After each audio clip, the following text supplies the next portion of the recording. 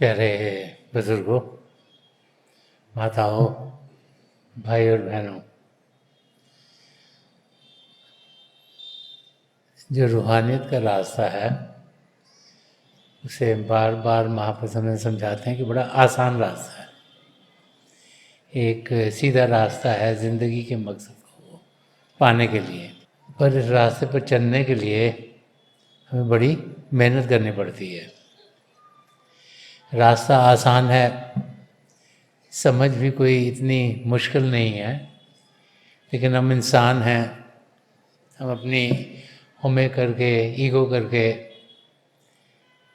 आसान चीज़ों को समझने की बजाय सोचते हैं कि वो बड़ी मुश्किल होंगी।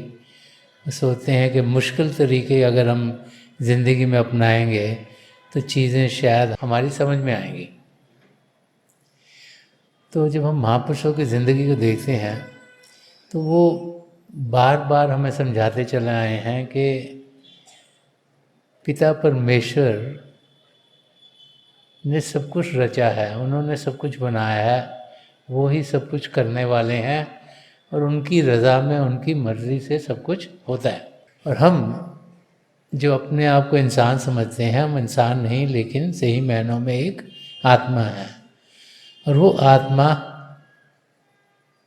परमात्मा का अंश है, उसका हिस्सा है। और उस आत्मा को प्रभु से बिछड़े लाखों करोड़ों साल हो गए हैं। तो जो ज़िंदगी का मकसद है, जो ये हमें शरीर दिया गया है, जो मानव चोला दिया गया है, जिसे कि 84 लाख जियाजुन में सबसे उत्तम चोला माना जाता है, ये इसलिए दिया गया कि हम अपने आप को सही रूप में जान पाएँ और पिता परमेश्वर में अपनी आत्मा का मिलाप कर पाएँ। तो कॉन्सेप्ट बहुत सिंपल है कि हम एक आत्मा है, उसने परमात्मा से मिलना है और परमात्मा को इंसान जब ढूंढता है तो कैसे ढूंढे, क्या करे, वो उसको समझ में आता नहीं। ये तो समझ में आता है प्रभु को मिलना है। मोक्ष की बात हर एक धर्म में की जाती है कि 84 लाख जियाजुन से छुटकारा पाया जाए। 84 लाख जियाजुन में आत्मा भटक रही है, ये भी समझ में आता है कि इतने सारे जीव हैं तो उनको तो कोई चीज़ तो जान दे रही है, वो आत्मा है। अब उस आत्मा का मिलाप परमात्मा से कराया कैसे जाए? प्रभु हैं कहाँ पर? अगर एक ही जगह हो तो सब लोग वहीं भाग के जाएं। पहाड़ के ऊपर हैं, दरिया के अंदर हैं, किसी गुफा में है, कहाँ है? ये हम लोगों को समझ में आता नहीं। और इंसान ने कई किस्म के तरीके बनाए हैं जिससे वो सोचता है कि वो प्रभु को पालेगा। तो महापुरुष जब भी धरती पर आए हैं बार बार समझाते चले आए हैं कि पिता परमेश्वर हम सबके अंदर हैं। हमें अंदर की दुनिया में झांकना होगा। हमें अपना ध्यान बाहर से हटाकर अंदर की ओर करना होगा। जब ध्यान हम अंदर की ओर करेंगे तो हम देखेंगे कि हमारे कदम अपनी मंजिल की ओर तेजी से बढ़ेंगे। तो अंदर की ओर जाएं कैसे? प्रभु को पाएं कैसे? तो प्रभु को जानने बड़ा मुश्किल है। अगर जान ही नहीं पाएंगे तो पाएंगे कैसे? तो उन्हें जाने कैसे? क्योंकि हम लोग जब इस धरती पर जीते हैं तो जहाँ पे हम पैदा होते हैं वहाँ की भाषाएं सीखते हैं, फिर हम इस दुनिया का नॉलेज गेन करते हैं ताकि हमारा आईक्यू बढ़े, हम समझदार बने, हमें चीज़ें समझ आएँ। लेकिन दुनिया का माहौल है कि दुनिया की चीज़ें समझाई जाती हैं, क्योंकि इंसान सोचता है कि दुनिया में जीना, यहाँ पर रहना अगर सही तरीके से करना है तो हमें दुनिया के बारे में कुछ मालूम हो ताकि हम कुछ काम कर सकें या कुछ अपना बिजनेस करें या किसी को पढ़ाएं लिखाएं या कहीं नौकरी करें। कि हमारे को कुछ चीज़ की समझ हो ताकि हमें कोई पैसे मिलें और अपने परिवार का अपना हम ख्याल कर सकें। तो बाहर की चीज़ों की जानकारी हमें दी जाती है, और प्रभु तो बाहर की दुनिया में मिलने नहीं है। तो बाहर की जानकारी पाते पाते पाते हम ये भी सोचना शुरू हो जाते हैं कि पिता परमेश्वर हमें बाहर की दुनिया से मिलेंगे। जब भी संत महापुरुषों के बारे में हम देखते हैं तो जिन्होंने प्रभु को पाया उन्होंने सबने अपने अंदर पिता परमेश्वर को पाया।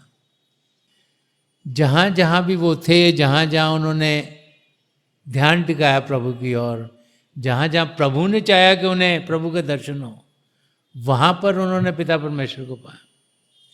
तो वो बार बार बार हमें किसी न किसी वाक्य के ज़रिए, किसी कहानी के ज़रिए समझाते चले आए हैं कि हम सब भी अपना रिलेशनशिप पिता परमेश्वर के साथ जाने, उस रिलेशनशिप को पहचाने और फिर हम अपने कदम प्रभु की ओर बढ़ा पाएँ। पिता परमेश्वर चाहते हैं कि हम सब प्रभु को पाएं, इसीलिए उन्होंने हमें ये मानव चोला दिया। इसमें सब पदार्थ दिए जो हमें चाहिए अपनी मकसद तक पहुंचने के लिए, लेकिन इसका इस्तेमाल हमने करना है। जो इंसान इसका इस्तेमाल करेगा वो अपनी मंजिल तक पहुंचेगा, और जो इसका इस्तेमाल नहीं करेगा वो फिर से 84 लाख जिया जून में भटकता रहेगा। तो बार बार बार महापुरुष समझाते हैं कि असलियत अभ्यास करने में है, असलियत अपने आप को जानने में है, सही रूप में जानने में है, और असलियत इसी में ही है कि हम अभ्यास करें, अपने मन को शांत करें ताकि अंदर की दुनिया में बढ़ पाएँ। अंदर की रोशनियों का अनुभव करते हुए हम ध्यान अंदर टिकाएं ताकि हमारे कदम हमें अपनी मंजिल तक पहुंचा लें।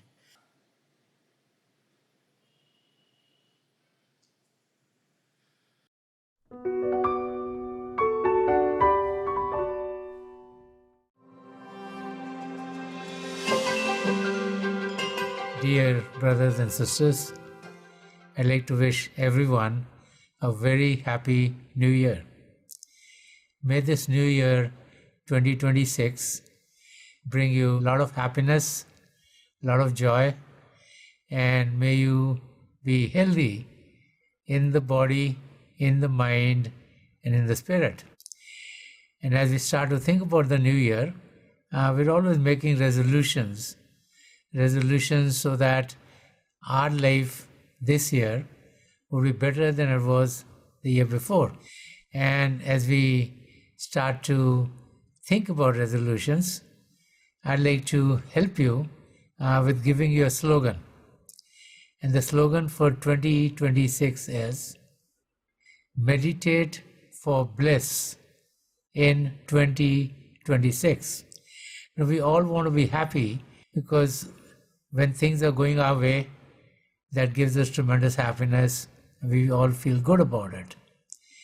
And when we think about happiness, happiness comes to us when, let's say, our school team wins a championship. Let's say we get very good grades at school. Let's say as a married couple, we are expecting a child. Let's say our children are doing well in life. So all things which bring joy to us are rooted in feelings that we have. And so when we think about happiness, happiness is a feeling that we have when things are going along with what we expect. And as our expectations are met, then there's joy in our life. And if our expectations are not met, there's sorrow and there's sadness. But when we start to think about bliss, bliss is a state which is inherent in each and every one of us. God the Creator has been described through the attributes of the Creator. And those attributes are what is called Sat, Chit and Anand. Sat means the truth, Chit means to be conscious, and Anand is a state of bliss. And so we who are a part of the Creator, we who are a drop of the great ocean, which is the Creator, we have all of these characteristics inherent in us too. And so inherent in us is a state of Anand, which is bliss. And that state can be experienced by us as we meditate. So as we meditate and as we connect with the divine light and sound of God within, and as we are going on the spiritual journey, then the connection with that divine power is bringing joy and happiness into our life, which is a part of bliss. Bliss is a state not of our feelings, it's a state of our soul. And as we attain the state of bliss, which is when we find our connection with the divine, then we get to those states in our life which are going to be perpetually putting us in happiness. So bliss, when it's attained, is going to stay on and on and on. Happiness can come for a period and then sadness will come, and then happiness will come and then sadness will come. But the state of bliss, the state of our soul, once we achieve that state of being one with the Creator, then we'll find that that state will always be with us. So it is my prayer for each and every one of us that we attain the state of bliss, that we are finding this happiness and joy at the level of our soul, that in this new year, in 2026, that we meditate for bliss, we meditate so that we are happy eternally. To do that, we have to find time regularly on a daily basis for our spiritual practices.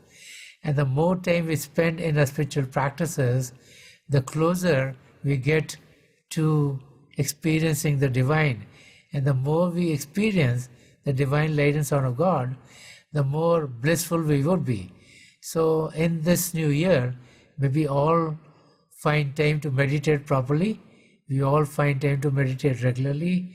And may the bliss that we experience within come out as joy and happiness in our life eternally. So once again, I'd like to wish everyone a very, very happy new year.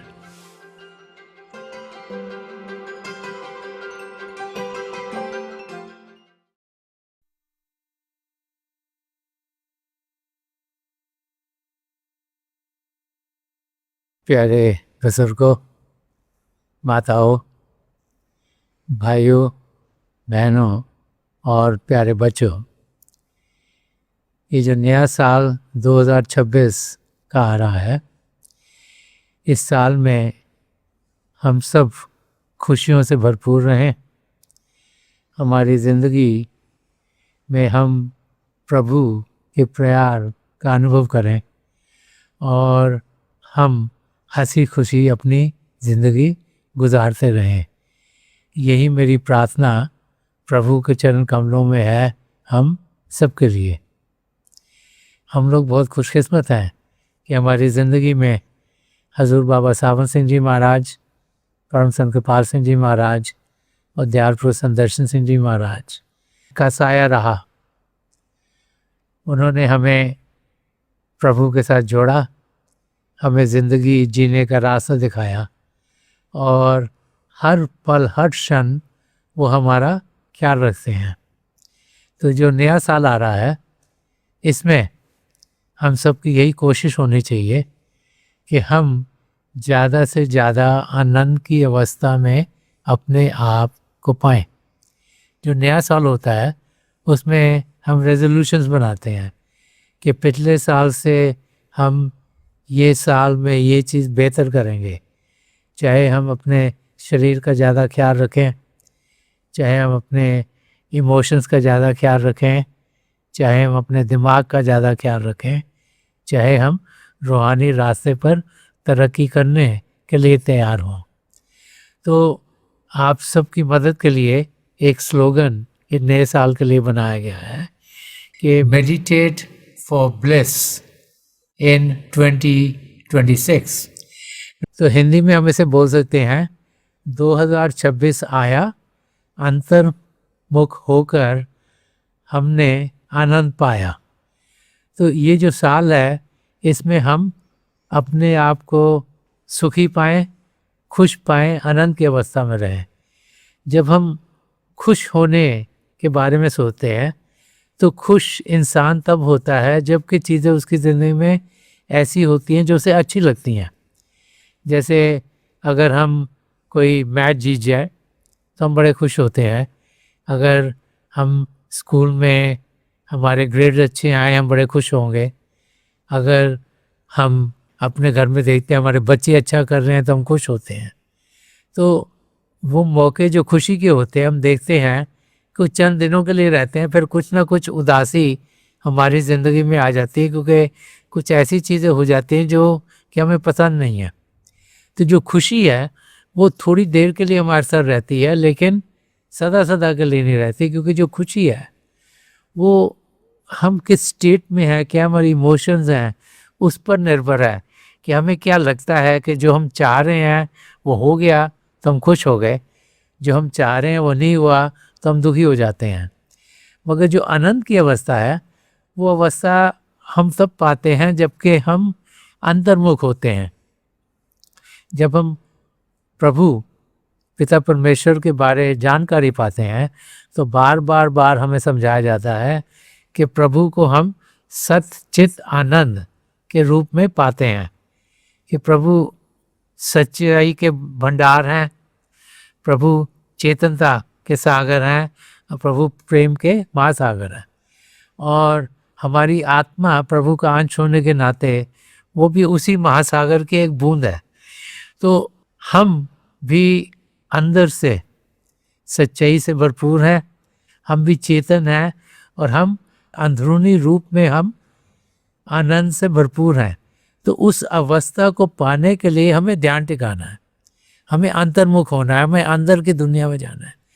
और जब हम बाहर की दुनिया से ध्यान हटा के अंदर की ओर करते हैं और जो हमारी सूरत की धारा वो एकाग्र हो गई, यहाँ शिव नेत्र पर एकाग्र होती है, 10वें द्वार पर एकाग्र होती है, तो फिर हम अंदर की दुनिया में अपने सद्गुरु की मदद से पढ़ना शुरू हो जाते हैं। और जैसे जैसे हम अंदर की ज्योति और श्रुति के साथ जुड़ते हैं तो हम देखते हैं कि हम आनंद की अवस्था को पाते हैं। और वो अवस्था सिर्फ चंद क्षणों के नहीं रहती, वो अवस्था हमारे साथ सदा सदा के लिए रहनी शुरू हो जाती है। तो इस साल में ये जो नया साल आ रहा है 2026, इसमें हम रोज़ाना अभ्यास करें, हम अंतर्मुख हों, हम प्रभु के ज्योति और श्रुति के साथ जुड़ें, हम प्रभु के जो अनंत की अवस्था है उसको पाएं। और हम देखेंगे कि वो अनंत की अवस्था क्योंकि हमारी रूह में होगी, हमारी आत्मा में होगी, वो सदा सदा के लिए रहेगी।